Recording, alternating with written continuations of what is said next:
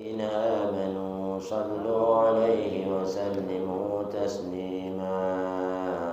اللهم صل وسلم وبارك عليه وعلى آله. يا رب بالمصطفى بلغ مقاصدنا واغفر لنا ما مضى يا واسع الكرم.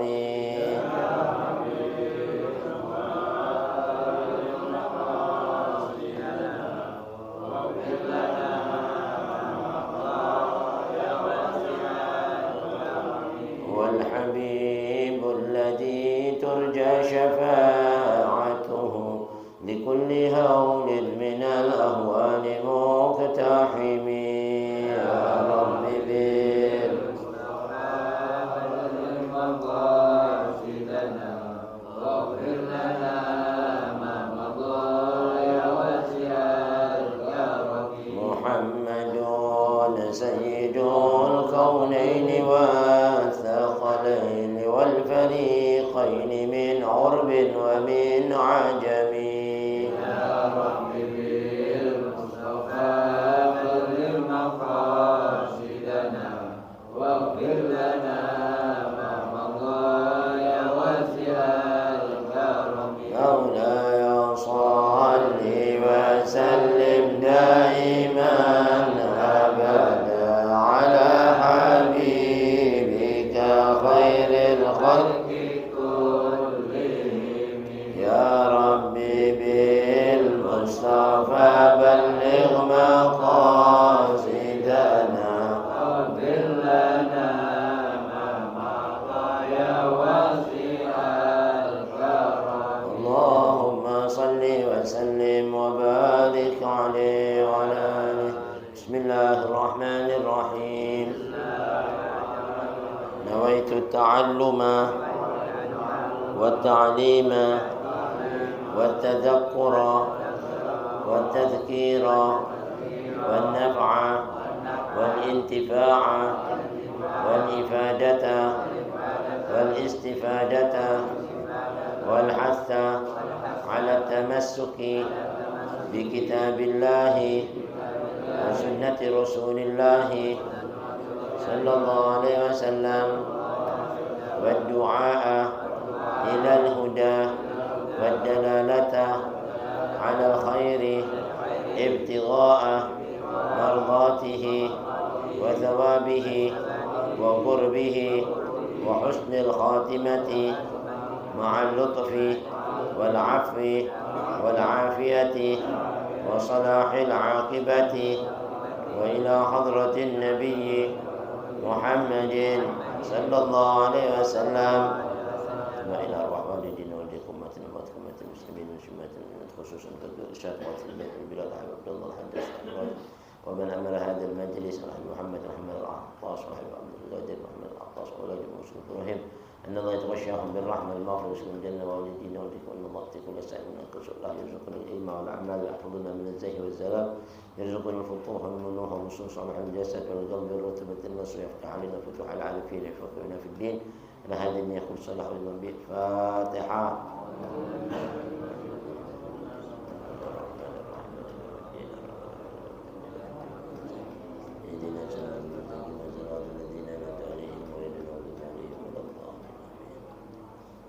السلام عليكم ورحمة الله وبركاته. بسم الله الرحمن الرحيم. الحمد لله رب العالمين الذي جعل الدعوة إلى الهدى والدلالة على الخير والنصيحة للمسلمين من أفضل القربات وأرفع الدرجات وأهم المهمات في الدين، وذلك سبيل أنبياء الله المرسلين وأوليائه الصالحين العلماء العالمين الراسخين في العلم واليقين. وصلى الله وسلم على سيدنا ومولانا محمد الرسول الأمين والحبيب المكين خاتم النبيين وإمام المتقين وسيد السابقين واللاحقين وعلى آله وأصحابه المخلصين الصادقين وعلى التابعين لهم بإحسان إلى يوم الدين. أما بعد، سبحانك لا علم لنا إلا ما علمتنا إنك أنت العليم الحكيم. رب اشرح لي صدري ويسر لي أمري واحلل عقدة من لساني يفقهوا قولي اللهم اهدنا قلوبنا بحق سيدنا محمد. اللهم اهدنا قلوبنا بحق سيدنا محمد. اللهم اهدنا قلوبنا بحق سيدنا محمد، وارزقنا فهم النبيين وحفظ المرسلين وإلهام الملائكة المقربين، وافتح لنا فتوح العارفين. اللهم اغننا بالعلم وزينا بالحلم وأكرمنا بالتقوى وجملنا بالعافية يا أرحم الراحمين. وصلى الله على سيدنا محمد وعلى آله وصحبه أجمعين، والحمد لله رب العالمين. ربي أعوذ بك من همزات الشياطين وأعوذ بك ربي أن يحضرون. الحمد لله، شكر الله. معاشر الحبايب الكرام، معاشر الحاضرين، معاشر المسلمين rahimakumullah, yang sama-sama kita hormati, kita cintai, kita muliakan hadir bersama kita Habib Abu Bakar, Habib Saleh bin Taufik bin Syahab, juga Habib Abdullah bin Ahmad Al-Attas, para Habib Ibrahimnya, Zainal Jamaah Majlis Ta'lim Darul Mustafa. Yang mudah-mudahan keringanan langkah kita, keluang waktu kita, ketulusan niat kita hadir bersama-sama setiap Ahad pagi dengan niat yang karena Allah, mudah-mudahan apa yang menjadi niat kita, hajat kita semuanya diijabah oleh Allah Subhanahu wa taala. Mudah-mudahan Allah Subhanahu wa taala masih memberikan kepada kita nikmat sehat wal afiat, manjangkan umur kita dalam iman wal Islam, dalam taufik hidayah inayahnya, dan selalu menaburkan kepada kita keridhaan dan kecintaannya fid dini wad dunya wal akhirah. Alhamdulillah, syukurlah, ma'asyarul hadirin, mari sedikit dalam mengisi waktu kita melanjutkan taklim kita dalam kajian kitab An-Nasaihud Diniyah wal Wasayal Imaniyah, nasihat-nasihat agama dan wasiat-wasiat tentang keimanan, karangan Al-Imam Qutbul Irsyad wa Ghathul Ibad wal Bilad Al-Habib Abdullah bin Alawi Al-Haddad Sahib Ratib, nafa'ana Allah bihi wa bi ulumi wa bikum fid darin amin. Masih di dalam mabhasus shalah, pembahasan tentang keutamaan salat dan perhatian terhadap ibadah salat. Bismillahirrahmanirrahim. Qala al-mu'allif rahimahullah wa adama an-naf'a bihi wa bi ulumi wa bihi ilaihi qala radhiyallahu anhu wa radhiyallahu ankum wa ilaihi an qala al-imam al-Ghazali. Bismillahirrahmanirrahim. Qala al-imam al-Ghazali rahimahullah ta'ala: مثل الذي يقيم صورة الصلاة الظاهرة ويغفل عن حقيقتها الباطنة كمثل الذي يهدي لملك عظيم وصيفة ميتة لا روح فيها، ومثل الذي يقصر في إقامة ظاهر الصلاة كمثل الذي يهدي إلى الملك وصيفة مقطوعة الأطراف مفقوعة العين، وهو والذي قبله متعرضان من الملك بهديتهما للعقاب والنكال لاستهانتهما بالحرمة واستخفافهما بحق الملك، ثم قال: فأنت تهدي صلاتك إلى ربك فإياك أن تهديها بهذه الصفة فتستوجب العقوبة. انتهى بمعناه. ومن المحافظة على الصلاة والإقامة لها كمال الطهارة والاحتياط فيها في البدن والثوب والمكان. قال عليه الصلاة والسلام: الطهور مفتاح الصلاة. وفي الحديث الآخر: الطهور شطر الإيمان. وإسباغ الوضوء تثليثه من غير وسوسة ولا إسراف، فإن الوسوسة في الطهارة والصلاة من عمل الشيطان يلبس بها على من قل علمه وضعف عقله، كما قال بعض السلف: الوسوسة من جهل بالسنة أو خبال في العقل. ومذهب السلف في الطهارات هو المذهب المحمود، وفي جميع الأشياء فإنهم القدوة وبهم الأسوة. وتجديد الوضوء لكل صلاة من السنة، والدوام على الوضوء مطلقا محبوب فيه ومنافع كثيرة. بلغنا أن الله تعالى قال لموسى عليه الصلاة والسلام: فإن أصابتك مصيبة وأنت على غير طهارة فلا تلومن إلا نفسك. وقد وردت الأحاديث الصحيحة بأن من توضأ فأحسن الوضوء خرجت جميع خطاياه من أعضائه ودخل في الصلاة نقيا من الذنوب. ومن المحافظة على الصلاة والإقامة لها المبادرة بها في أول مواقيتها، وفي ذلك فضل عظيم، وهو دليل على محبة الله تعالى وعلى المسارعة في مرضاته ومحابه. قال عليه الصلاة والسلام: أول الوقت رضوان الله وآخره عفو الله. wa innal 'abda la yusalli as-salata thumma yukhrijuha min waqtiha wala ma fatahu min awwal al-waqti khairun lahu min ad-dunya wa ma fiha wa qabihun bil mu'min ay yadkhula alayhi waqtu salatihi wa huwa ala shughlin min ashghali ad-dunya fala yatrukuhu wa yaqumu ila faridatihi allati katabaha Allahu alayhi fa yu'addiha ma dzalika illa min udmil ghaflati wa qillatil ma'rifati billah wa min dha'fir raghbati fil akhirah wallahu a'lam. Tabarukan bi qiraatil kitab, mudah-mudahan tercurah pada kita keberkahan junjungan Nabi besar Muhammad SAW, keberkahan para anbiya wal mursalun, malaika al muqarrabun dan ulama salihun. Hadirin masih dalam pembahasan mengenai salat ya. Kalau kemarin diceritakan oleh Habib Abdullah bin Al-Haddad Sahib Ratib, ada salat ini ada bentuk zahir, ada bentuk batin ya. Ada yang datang dari zahir badan kita, ada yang datang dari batin badan kita. Wa dhahirus shalah habdul badani wal jawarih ya kan. Adapun tugas salat yang sifatnya lahiriah yang zahir itu adalah habdul badan wal jawarih. Adalah yang diambil oleh bagiannya badan kita ya, dan anggota tubuh kita itu yang zahir. Nah, seperti kemarin sujud ya kan, ruku, baca qiraat, berdiri, itu yang gerakan-gerakan zahir. Adapun wahabdul sholatil batin, adapun bagian-bagian tugas sholat yang sifatnya batin itu adalah tugas-tugas yang diambil oleh hati ya. Kalau hati itu sanubari kita, habdul qalbi wasirri, seperti yang menjadi pantauan pusat ya, penglihatan Allah ya, pemantauan Allah adalah hatinya ya kan. Wa mahallu nadharil haqqi minal abdi, yang dilihat di sini adalah qalbahu wasirruhu, hatinya dan batinnya. Nah, sedikit Al-Imam Ghazali rahimahullah ta'ala, Muhammad bin Muhammad Al-Ghazali pernah berkata, semoga rahmat Allah tercurah padanya dan buat kita semuanya, amin ya rabbal alamin ya. Dia pernah mengatakan, mathalul ladzi yuqimu suratas salatidh dhahirah, perumpamaan orang yang mendirikan salat yang zahir. Zahirnya aja diperhatiin aja ya kan, tapi wa yaghfulu an haqiqatihal batinah, tapi orang ini melalaikan hakikat tugas yang namanya sholat yang dari batinnya, nggak diperhatiin. Sholat zahirnya doang dicakep-cakepin, tapi batinnya kurang diperhatikan.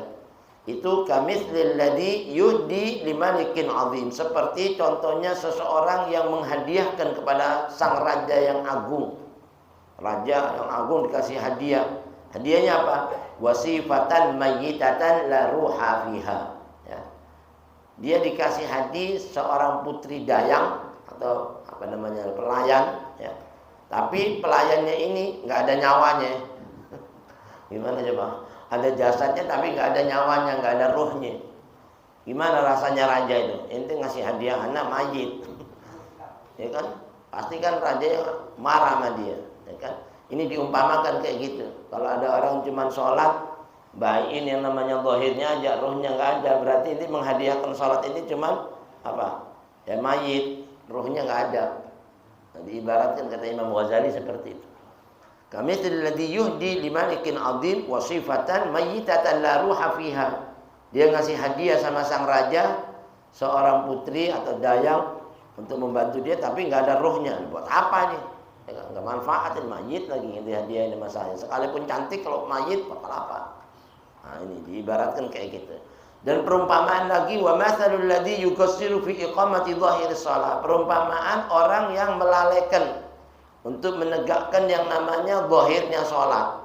Oh, tadi yang dipikirin zahirnya, tapi ada lagi yang mikirin batinnya doang, tapi nggak mikirin zahirnya, ya kan? Nah, itu diumpamakan juga kamitslil ladzi yuhdi ilal maliki wa sifatan maqtu'atal atraf mafqu'atal ain. Nah, itu diibaratkan seperti seseorang menghadiahkan kepada sang raja yang agung dengan seorang putri dayang yang, mohon maaf, matrufatal atraf, itu yang terputus kakinya, tangannya, nggak punya kaki, nggak ada tangan, udah gitu matanya tercungkil, nggak ada matanya, buta, walaupun tubuhnya hidup, rohnya ada. Gimana? Ini ngasih orang nggak kabar sih model-model begini, kagak ada tangannya, nggak ada ininya, dohirnya nggak ada, cuma rohnya ada. Ya kayak gitu juga kata Imam Ghazali, kita diumpamakan kalau kita cuma sholat mikirin zahir aja nggak mikirin hati kayak gitu. Ya kan, makanya dua-duanya ini harus ada dalam sholat, nggak boleh putus, zahirnya dicakepin, batinnya dicakepin. Jadi kita menghadiahkan kepada Allah satu hadiah yang sempurna, baik zahir maupun batin. Pasti sang raja senang dikasih hadiah yang cakep buat bantunya, menyenangin dia. Begitu lagi kata Imam Ghazali, wa huwa alladhi qablahu, dan ini loh contoh orang yang pertama tadi yang cuman benahi yang namanya hadirin, zahirnya nggak mikirin batinnya. Dan yang kedua contoh orang yang cuman mikirin yang namanya batinnya, nggak mikirin zahirnya. Ini dua-duanya tadi itu huwa walladhi qablahu muta'arridhani minal maliki bihadiyatihima lil iqabi wan nakal. Ini adalah dua-dua yang bakal mendatangkan murkanya sang raja, ya kan? Dengan dia tadi itu memberikan hadiah yang bikin sakit hatinya raja. Zahirnya kayak begini, yang satu lagi nggak ada nyawanya, nggak suka, ya kan? Nah, di sini dikatakan contoh kata Imam Ghazali buat menjadikan perumpamaan kita kalau sholat, jangan kita cuma benahi zahir nggak benahin batin, atau benahin batin nggak benahin zahir. Maknanya dua-duanya harus kita benahi, zahiran wa batinan. Nah, orang yang seperti tadi itu mengasih hadiah cuman baik zahirnya nggak mikirin batinnya, atau baik batin yang nggak mikirin zahirnya, adalah contoh orang yang listihanatihima bil hurmah, orang yang wastighfafihima bihaqqil malik, orang yang menganggap remeh ya kehormatannya raja itu. Oh, nggak hormatin saya ngasih hadiah model begini, ya kan? Atau menganggap ringan kehormatannya raja, haknya raja yang mestinya dimuliakan, diagungkan. Lah ini malah dikasih hadiah kagak enak. Lah kalau sama manusia aja kita nggak pantas ngasih hadiah kayak gitu, apalagi sama Allah, rajanya raja, ya kan? Al-Malikul Haq, raja yang paling raja, nggak ada lagi di atasnya. Makanya kita harus menghadiahkan yang terbaik buat siapa yang kita persembahkan dalam amal ibadah ini. Tsumma lalu Imam Ghazali melanjutkan dengan memberikan nasihat kepada kita, dengan memberikan contoh. Begitulah perumpamaan kamu semuanya, ya.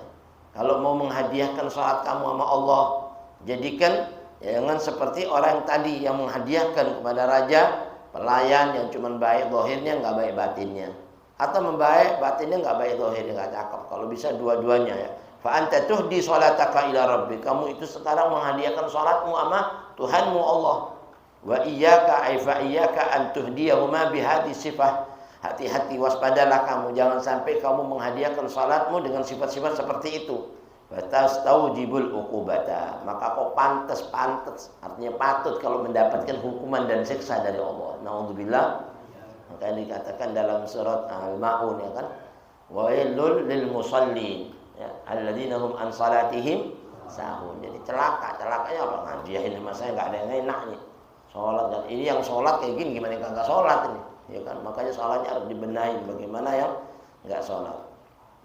Fa anta tuhdi salataka ila rabbik, intaha bimakna, selesai dengan makna seperti itu.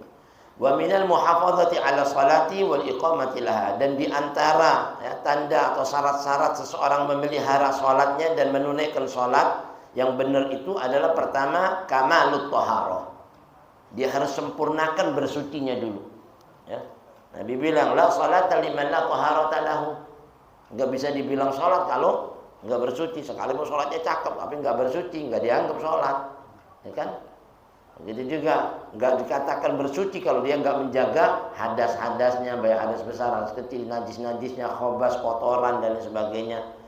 Dan taharah itu dia harus diperhatikan, wal ihtiyatu fiha, di dalam taharah harus perhatian, jangan sampai ada bagian-bagian yang harus dibasuh nggak kena walaupun cuma satu rambut. Ini kering, di sini kena, ini nggak kena, asal cocok. Sini masih belum, padahal ini masih bagian-bagian, sini asal cocok. Ini masih kering. Nah itu nggak ihtiyat, nggak dianggap taharah. Dan dia harus ihtiyat menjaga hal-hal yang wajib dibasuh dalam anggota badan. Kalau bisa dilebihin batasan-batasannya. Umpama batasnya ini sampai sini, lebihin sampai sini, ya kan? Kaki batasnya sampai mata kaki, lebihin di atasnya lagi, ya kan? Nah, salah satunya orang yang melebihkan dari batasan-batasan basuhan wudu itu nanti bakal menjadi tambahan hiasan-hiasan daripada penghuni surga. Kalau dia dikasih gelang segini, tambahnya segini gelangnya semua. Jadi itu gelang-gelang emas dari surga. Ya kan? Inna hilyatal wudu inna hilyatal jannah tablughu mawadhi'al wudu, Nabi bilang. Sesungguhnya perhiasan surga yang bakal dikasih sama penghuni surga itu nanti diukur menurut kadar ente melebihi batasan wudu ente. Kalau cuma segini ya segini lebihnya. Oh segini, segini. Kalau ente kaki, maksudnya kaki sampai potong kaki gini, emasnya, gerincing-gerincing, luar biasa ya. Kayanya luar biasa. Nah ini salah satunya dianugerahi oleh Allah Subhanahu Wa Taala pahala yang besar. Harus ihtiyat, baik anggota wudu yang diperhatikan toharat tadi itu dalam badan, wasaub wal makan. Ya. Tempatnya harus suci, pakaiannya harus suci, badannya juga harus suci. Jangan pakaiannya suci, badannya najis, nggak sah juga. Badannya suci, pakaiannya suci, tempatnya najis. Masuk semuanya kategori, jadi batal tadi toharoh dan juga batal lagi yang kata ulama unusulihun sholatnya. Kama qala alaihi salatu wassalam, sebagaimana Nabi besar Muhammad sallallahu alaihi wasallam pernah bersabda, at-tuhuru miftahus shalah. Jadi dibaca tuhur ya, bukan tohur. Kalau tohur itu sesuatu yang digunakan buat bersuci, air namanya tohur. Seperti wudu, wadu.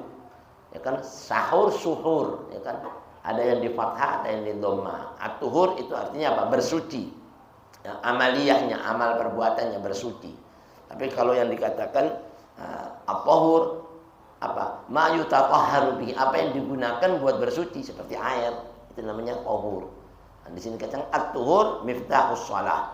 Jadi orang bersuci itu kuncinya sholat. Kuncinya sholat itu dilihat dari bersucinya, dari pertama suci cakep, berarti insyaallah bakal sholatnya cakep. Tapi kalau sudah bersucinya nggak cakep, nggak dianggap sholatnya, naudzubillah. Wa fil hadits al-akhar, dalam hadis yang lain Nabi bersabda, at-tuhuru syatrul iman. Bersuci itu separuh daripada keimanan seseorang. Jadi orang bisa dilihat imannya mantap itu dari bersucinya. Nanti lihat. Ya, kalau orang sudah bersucinya nggak beres, kamar mandinya bau, pesing segala macam, ya ini orang udah imannya kelihatan deh.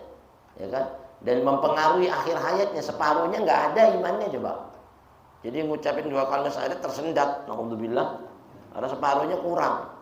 Tapi kalau sudah separuhnya sempurna, tinggal menyempurnakan separuh yang lain yang tersisa.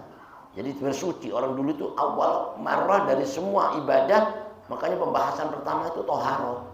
Kalau sudah toharohnya bersih, semuanya cakep. Nah ini dari semuanya bersuci.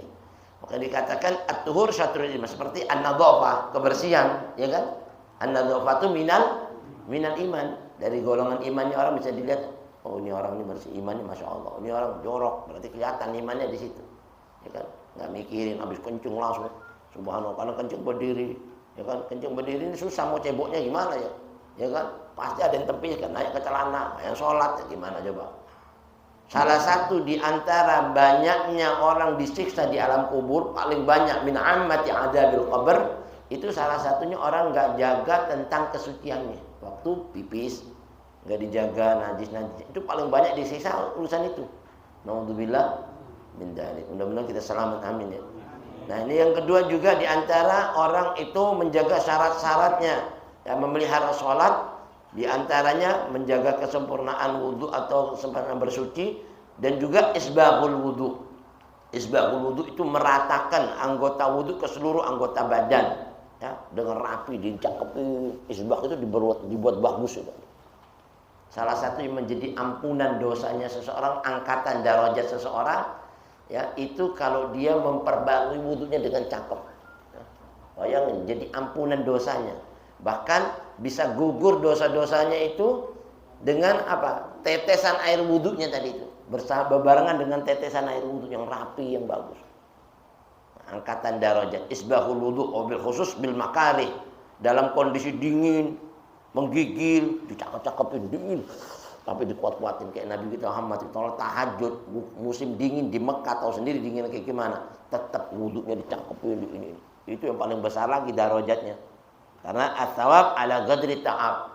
Orang itu menjalankan pahala itu, bapaknya pahala itu tergantung dengan kesusahannya. Semakin berat dalam ibadat, terus dia lakukan dengan sempurna, semakin besar pahalanya. Ya kan? Nah ini. Dan juga salah satunya di antara orang menjaga, memelihara sholat dan menunaikan sholat dengan bagus, ialah taslisuhu, ya, mengulang 3 kali basuhannya.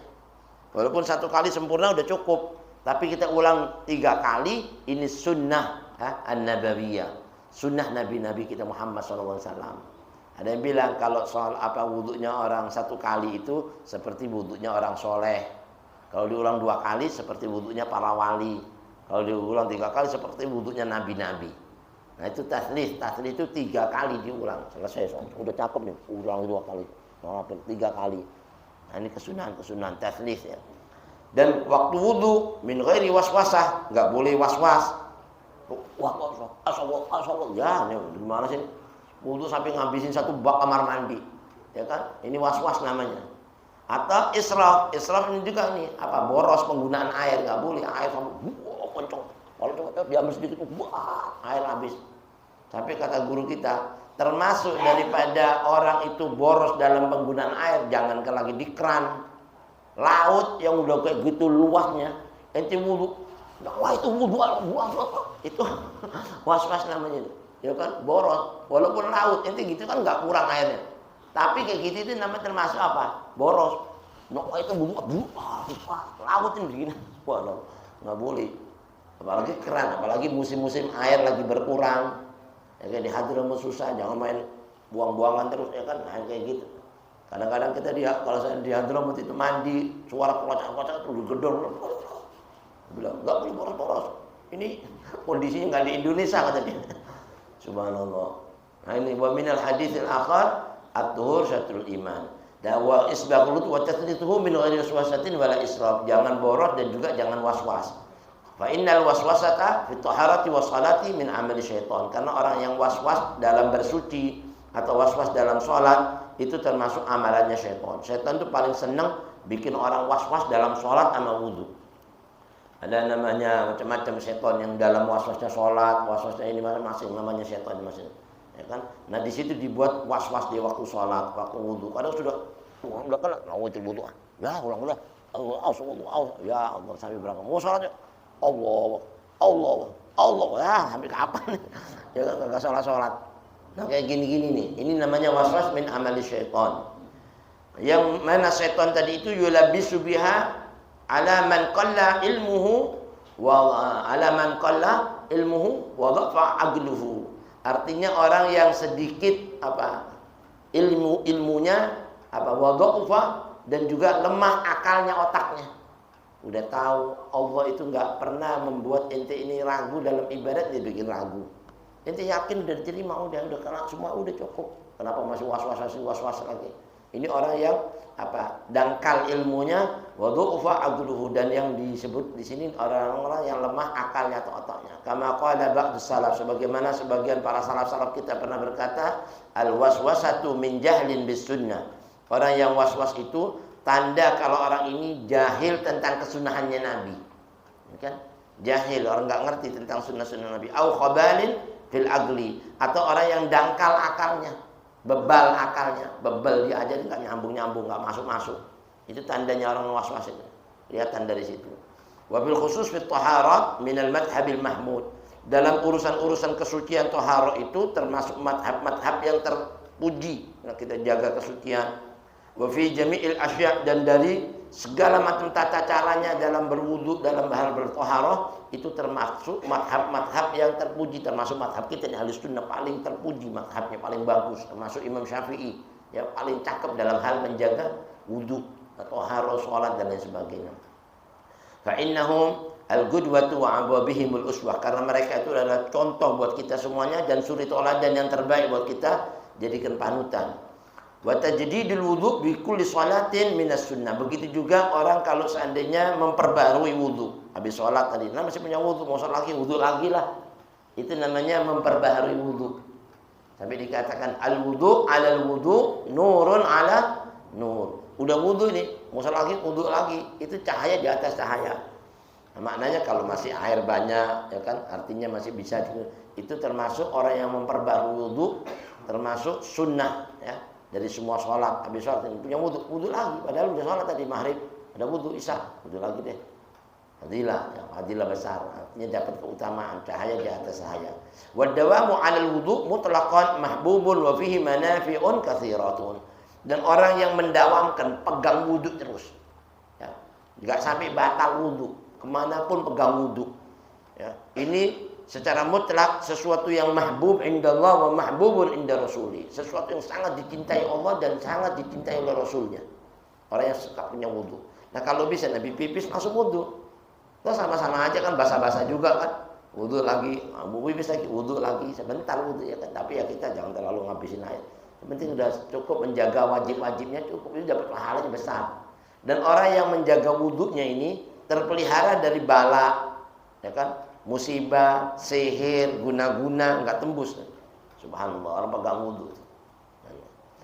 Karena ada satu kisah yang sampai kepada kami, kata Habib Abdullah Haddad. Anna Allah Ta'ala qala li Musa alaihi salatu wassalam. Allah itu pernah berfirman kepada Nabi Musa. Ngasih pelajaran sama Nabi Musa. Ya Musa, idza asabatka musibatun wa anta ala ghairi tuharatin fala talumanna illa nafsak. Kalau ada musibah menimpa kamu di jalan, kau keluar rumah terus kena musibah, terus kau dalam keadaan nggak punya wudhu, nggak pegang wudhu, jangan kau salahkan sama siapa saja, salahkan diri kamu sendiri. Jadi kalau seandainya musibah kena kita nggak punya wudhu, ya nggak usah salahin siapa-siapa, salahin diri sendiri, karena itu nggak punya tameng buat nolak musibah tadi itu. Kalau itu udah pegang, nggak bakal kena musibah. Subhanallah, ya bagus ya wudhu ya. Ini salah satunya, musibah zahir, musibah batin.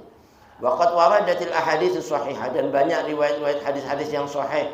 Bi anna man tawaddaa fa ahsana al-wudu, barang siapa orang yang berwudu lalu dibuat bagus, dibuat indah wudunya, kharajat jami'u khotayahu min a'dhabihi, maka akan gugur dosa-dosanya dari anggota tubuhnya. Jadi setetes-setetes itu gugur bebarengan dengan tetesan air wudunya tadi itu gugur. Wa dakhala fi sholati naqiyan minad dzunub, dan dia nanti masuk dalam sholatnya dalam keadaan bersih suci dari dosa. Wudunya cakep, jadi sholatnya udah gak ada dosanya. Ayo minas shaghair, dosa-dosa kecil ya. Nah sedikit lagi bagi penutup, wa minal muhafadzati ala shalah, di antara sesuatu ya yang dijadikan syarat untuk seseorang memelihara sholat, salah satunya tadi dalam menyempurnakan wudu dan sebagainya. Yang kedua, al mubadaratu biha fi awwali mawaqitiha. Ya, kalau bisa sholat itu di awal waktunya. Ya. Jangan sholat subuh udah maunya terbit matahari, ya kan? Sholat zuhur maunya asar, asar maunya maghrib, maghrib maunya isya di akhir-akhir waktu. Jangan. Ini yang paling afdol ya. Mubadarah, bergegas ya. Wasari'u ila maghfiratin min rabbikum. Bergegaslah kalau mau cari rahmat, ampunan, keridhaan Allah. Kejar itu, ya kan? Kayak gini nih, bergegas melaksanakan sholat di awal waktunya. Makanya dengar adzan dulu, marhaba ahlan wa sahlan wa marhaba bil qailina adlan marhaban bis salihati wa ahla. Arti semangat menyambut gitu datangnya itu. Nah ini salah satunya al mubadaratu fi awwali mawaqitiha. Ahabbul a'mali ila Allah apa? As-salatu ala waktunya. Jadi sholat adalah tepat waktunya. Begitu adzan saja langsung sholat. Ini salah satu. Wa fi dzalika fadlun adzim, dan orang sholat tepat waktunya, bergegas dalam awal waktunya, itu keutamaannya sangat agung di sisi Allah. Wa huwa dalilun ala mahabbatillahi ta'ala. Itu bukti menunjukkan Allah cintanya sama hambanya. Nah, kalau orang itu betul-betul perhatian sama Allah, Allah tambah perhatian sama dia. Ini orang panggilan saya langsung semangat. Dia paling perhatian, maka saya tambah cinta sama dia. Gak ada amalan yang paling dicintai Allah kecuali amalan yang diwajibkan Allah lalu dia tunaikan dengan sempurna, itu paling dicintai. Apalagi sholat nomor 1, ya kan? Nah di sini dikatakan mahabbatullah taala wa 'alal musarati fi mardatihi wa mahabbihi, dan tanda seorang hamba itu betul-betul bergegas kalau pengen dapat ridhonya Allah dan kasih sayangnya Allah, ya kan? Kalau orang pengen dapat ridho Allah kan kencang lari. Allah langsung disamperin duluan, nggak nunggu tantaran, ya kan? Kalau memang orang sayang, tandanya itu orang yang bergegas untuk meraih keridhoannya, meraih kasih sayangnya Allah.